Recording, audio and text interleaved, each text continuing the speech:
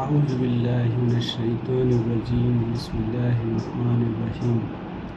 হযরত আব্দুল্লাহ ইবনে আব্বাস রাদিয়াল্লাহু আনহু নবী করিম সাল্লাল্লাহু আলাইহি সাল্লাম থেকে বর্ণনা করেছেন, তিনি বলেন, যে ব্যক্তি এমন কোনো রোগীকে দেখতে যায় যার মৃত্যু নিকটবর্তী নয় বলে মনে হয়, তারপর তার নিকট ৭ বার এই বাক্যটি বলে, আসআলুল্লাহাল আযীমা রাব্বাল আরশিল আযীম আইয়াশফিয়াকা ইল্লা আফাহুল্লাহু মিন জালিকাল মারাদ। অর্থাৎ বিশাল আরশের প্রভু মহান আল্লাহর কাছে আমি প্রার্থনা করছি, তিনি তোমাকে রোগ মুক্তি দান করুন, তবে আল্লাহ তাআলা তাকে সেই রোগ হতে আরোগ্য দান করেন। আবু দাউদ ও তিরমিজি। সম্মানিত ভিউয়ার্স, আসসালামু আলাইকুম রাহমাতুল্লাহি ওয়া বারাকাতুহু।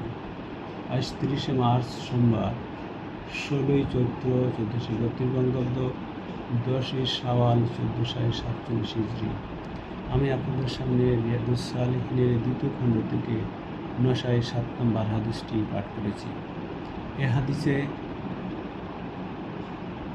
রোগী দেখা সম্পর্কে উল্লেখ করা হয়েছে।